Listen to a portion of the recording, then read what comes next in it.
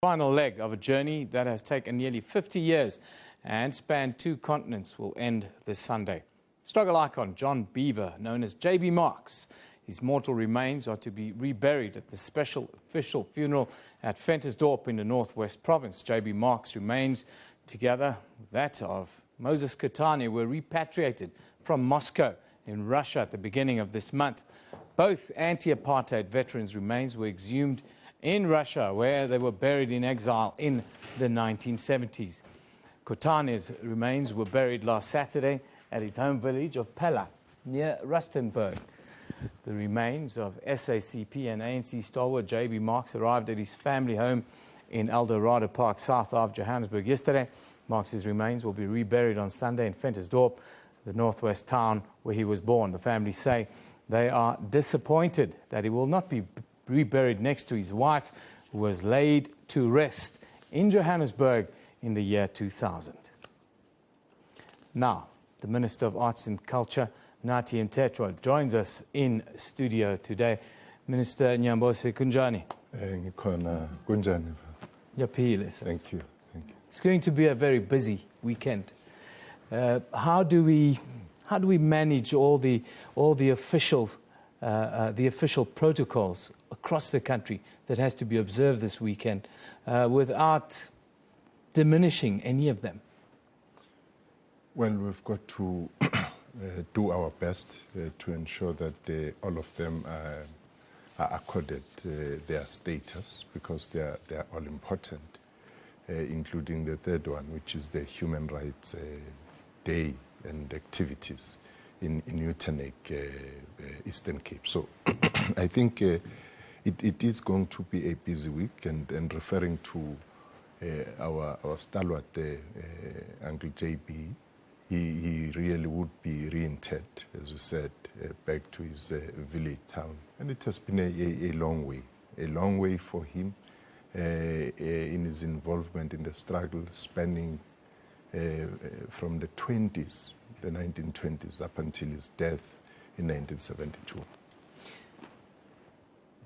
JB Marks, it's almost ironic, this town that it comes from. It's known in South Africa as a very conservative town. Can you tell us about the arrangements for this weekend in this town, and also talk a little bit about the life of JB Marks and what he meant to other struggle icons like Nelson Mandela, like Walter Sisulu? Well, he meant a lot. JB Marks, like Moses Kotane. In fact, it's very difficult to talk about one and not mention the other. If you look at the road they've traversed in the struggle for liberation, they've always been working together.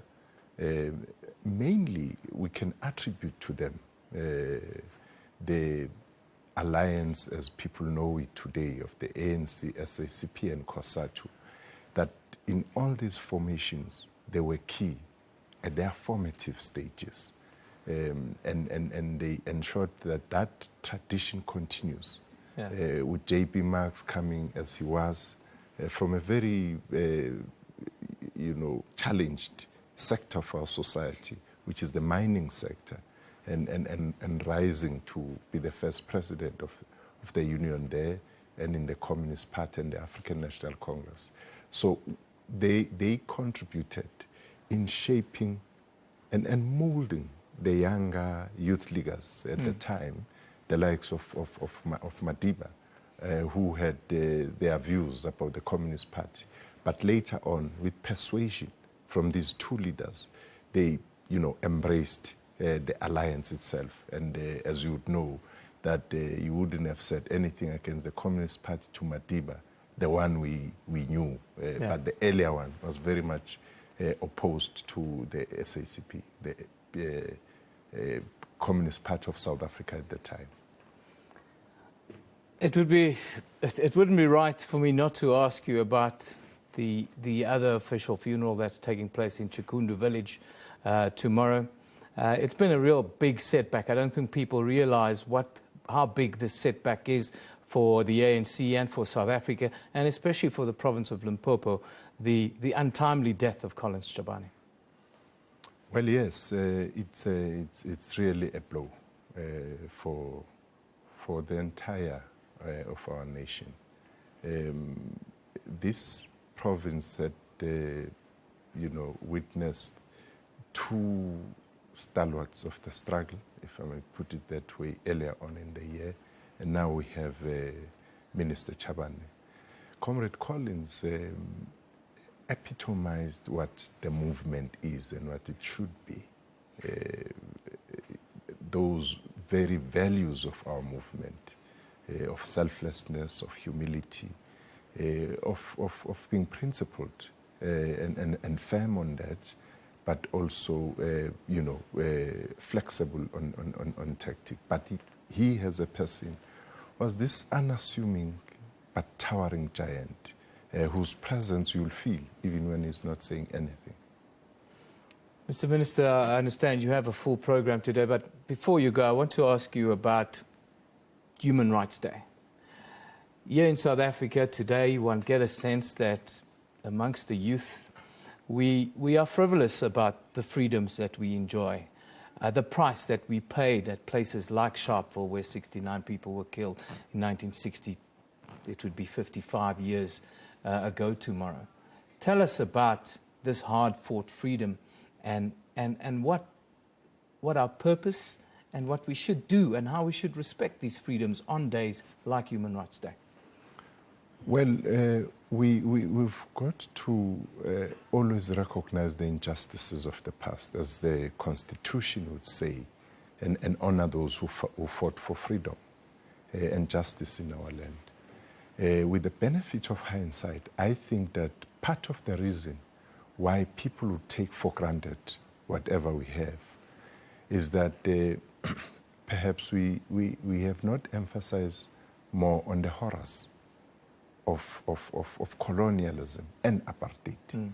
And that has created a particular picture, because we've got to say that as we move forward in reconstructing our country, we should always not forget where we come from.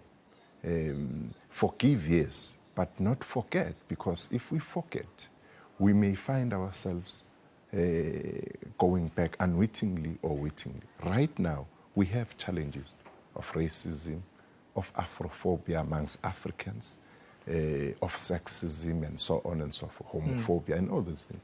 And these are the challenges we are faced with today, which will continue to be a blight in our journey to a just and human rights for all society. But I think that we have it within ourselves to interact more with the public. We have what we call community conversations, where we discuss about these things. And we are calling on all other sectors of society, private sector, the media and everybody, to talk about this. People must know what happened in Sharpeville so that it doesn't repeat. Mr. Minister, thank you for joining us, for coming in today and giving us such a sober view of where we are as a nation. It's important, the Minister says, forgive, but let's never, ever forget. Tomorrow is Human Rights Day. We will be laying to rest one of our great leaders, a young man at 54 in his home village of Chikundu. We can never forget the contributions that they've made, the contribution that J.B. Marks and Moses Kotane has made to the liberation struggle in our country, to the freedoms that you and myself enjoy in this country today. We've paid a heavy, heavy price. Let's take a look